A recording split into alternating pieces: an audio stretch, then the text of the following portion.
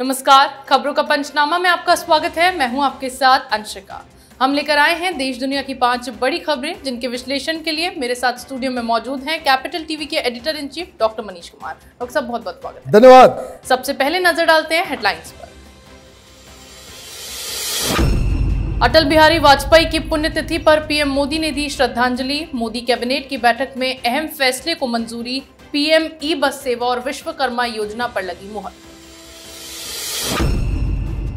महाराष्ट्र में अजीत पवार के साथ सीक्रेट मीटिंग पर बवाल। शरद पवार ने बढ़ाई कांग्रेस और उद्धव की टेंशन। चाचा पवार को दिया स्टैंड क्लियर करने का अल्टीमेटम। 5 राज्यों के विधानसभा चुनाव के लिए बीजेपी ने कसी कमर। पीएम मोदी की मौजूदगी में हुई चुनाव समिति की बैठक। कमजोर सीट पर कमल खिलाने की तैयारी शुरू। दिल्ली कांग्रेस नेताओं संग राहुल खड़गे की मीटिंग में आप के साथ गठबंधन पर नहीं बनी बात। राजधानी की सभी 7 सीटों पर चुनाव लड़ेगी कांग्रेस। बैठक के बाद आलाकमान की घोषणा। इंडिया की मुंबई बैठक से पहले दिल्ली पहुंचे नीतीश कुमार। सीएम केजरीवाल से की मुलाकात। गठबंधन के कई नेताओं संग करेंगे मीटिंग।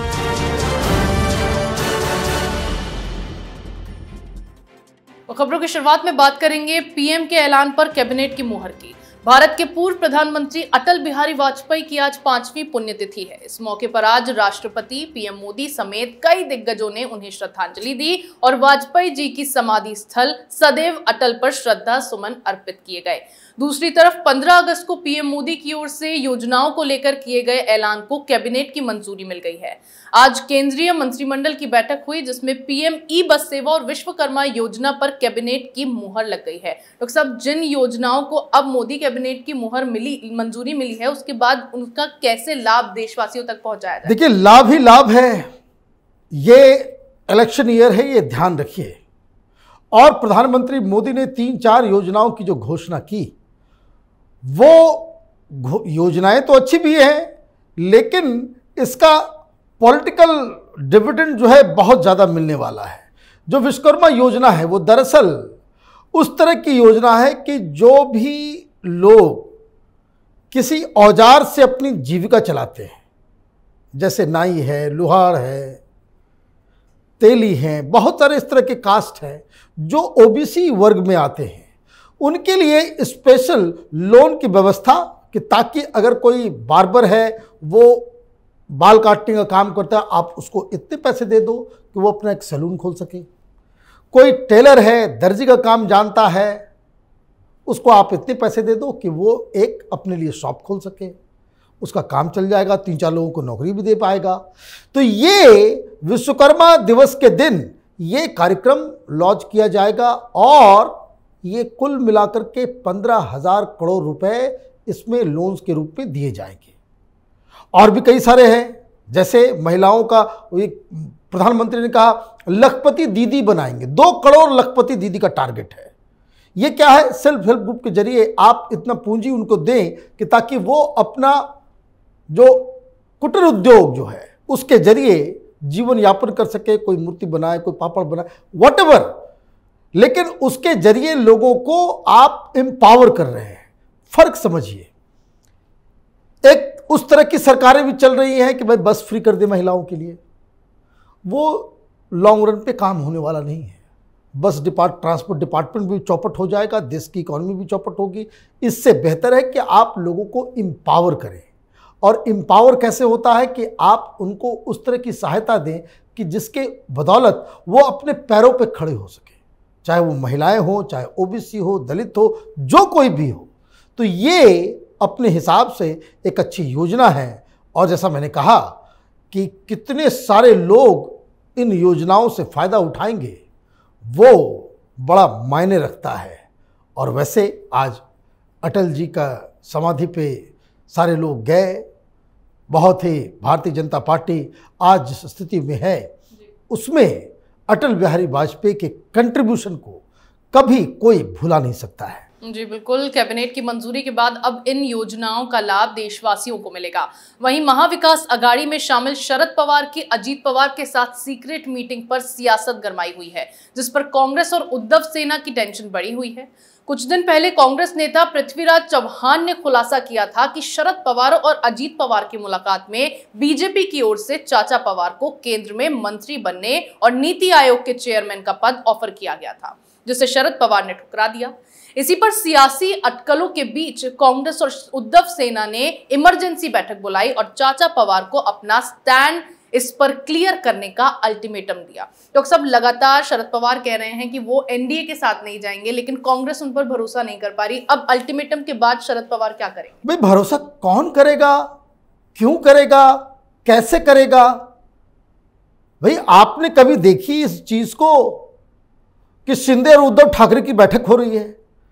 भाई पार्टी तोड़ के कोई आपका चला गया, तमाम लोगों को लेकर के वो भाग गया और उसके साथ भी सीक्रेट मीटिंग हो रही है। तो ये तो यकीन राजनीति है, कोई परिवार का झगड़ा तो नहीं चल रहा है कि चाचा भतीजा मिल रहे हैं। राजनीतिक मीटिंग हो रही है।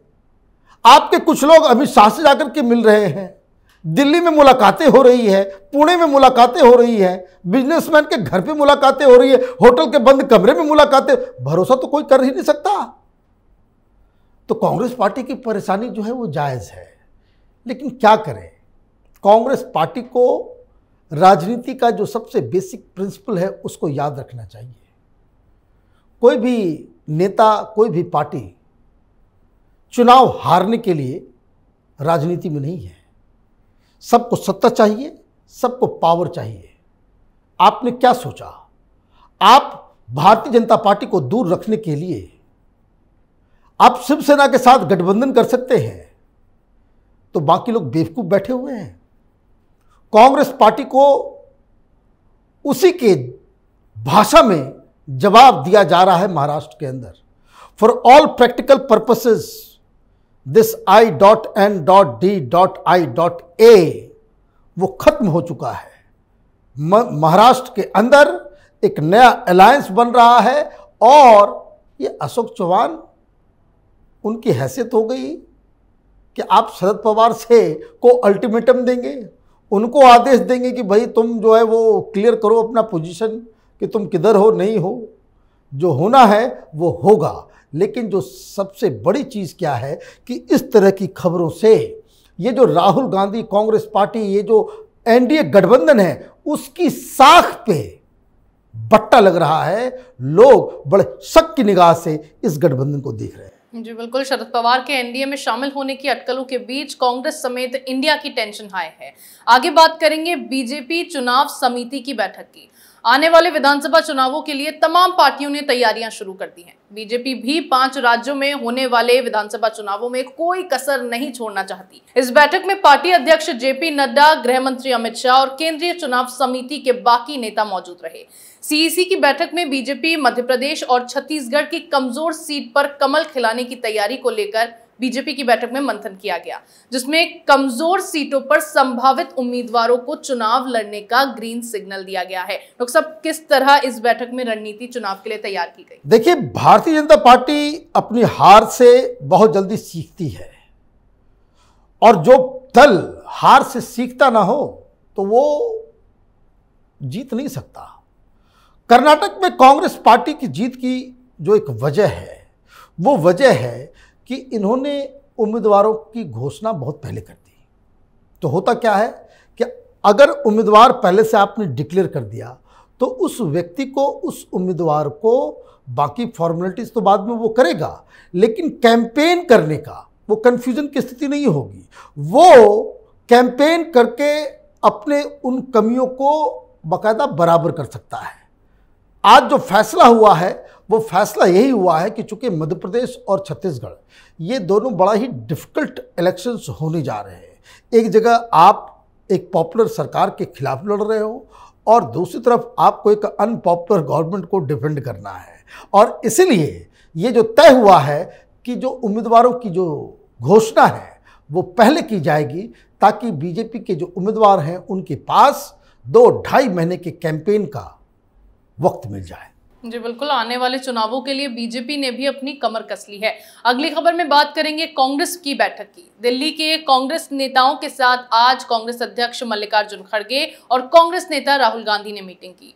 इस बैठक से दिल्ली की 7 लोकसभा सीटों पर मुख्यमंत्री अरविंद केजरीवाल की आम आदमी पार्टी और कांग्रेस के गठबंधन की संभावना जताई जा रही थी, लेकिन ऐसा नहीं हुआ। कांग्रेस की ओर से घोषणा की गई है कि वो दिल्ली की सभी 7 लोकसभा सीटों पर चुनाव लड़ेगी, जो केजरीवाल के लिए बड़ा झटका माना जा रहा है। डॉक्टर साहब, कितना बड़ा झटका है अरविंद केजरीवाल के लिए? तो ये happy birthday to you mister Kejriwal. आज उनका जन्मदिन है, राहुल गांधी ने गिफ्ट दे दिया। अब आप ये समझिए, ये डिसीजन राहुल गांधी और खड़गे साहब के साथ हुआ। हाईएस्ट डिसीजन मेकिंग बॉडी जो हो सकता है कांग्रेस पार्टी में, वहां ये फैसला लिया गया है कि 7 की 7 सीट पे, मतलब केजरीवाल को जो समर्थन राज्यसभा, वो जो सर्विसेज वाला जो मसला था उसमें कांग्रेस पार्टी ने समर्थन दिया, वो सिर्फ और सिर्फ इस बात के लिए कि फेडरलिज्म को बचाना है। यही बात बाजवा साहब भी कह रहे थे। ये फैसला सिर्फ और सिर्फ दिल्ली का नहीं है, ये फैसला पंजाब का भी है, ये फैसला गुजरात में भी लागू होगा। केजरीवाल अगर दिल्ली में एक भी सीट नहीं जीत सकते तो आप केजरीवाल के जो नेशनल एस्पिरेशंस हैं, वो जो कि हम एक नेशनल लीडर हो गए, तो नेशनल लीडर किस तरीके से? भाई पंजाब में अगर आम आदमी पार्टी जीतती भी है, लोग कहीं में भगवंत मान की वजह से जीत गए। तुम मुख्यमंत्री हो दिल्ली के, दिल्ली में तुमको एक भी सीट नहीं आ रही है, इसका मतलब है कि तुम्हारी लीडरशिप जो है वो पुख्ता नहीं है। किसी तरीके से धक्का मारते मारते आपने एमसीडी चुनाव आपने जीत लिया, इससे कोई फर्क नहीं पड़ता। तो ये फैसला कांग्रेस पार्टी की भलाई के लिए है।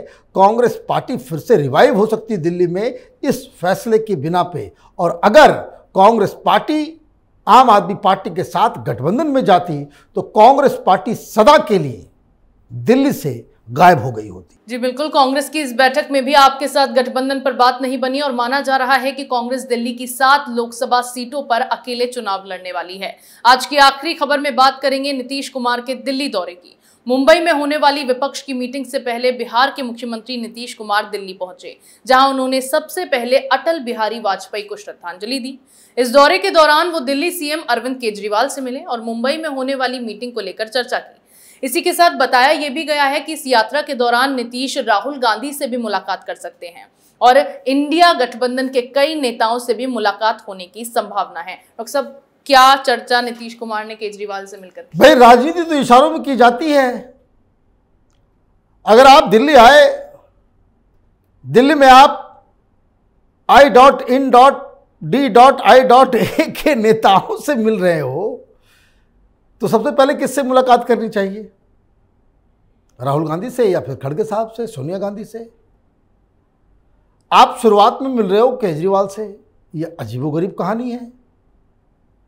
केजरीवाल के ऊपर राहुल गांधी फैसला ले रहे हैं कि भाई हम साथ में नहीं लड़ेंगे, दिल्ली में कोई गठबंधन नहीं होगा, हम 7 की 7 सीटों पर लड़ेंगे।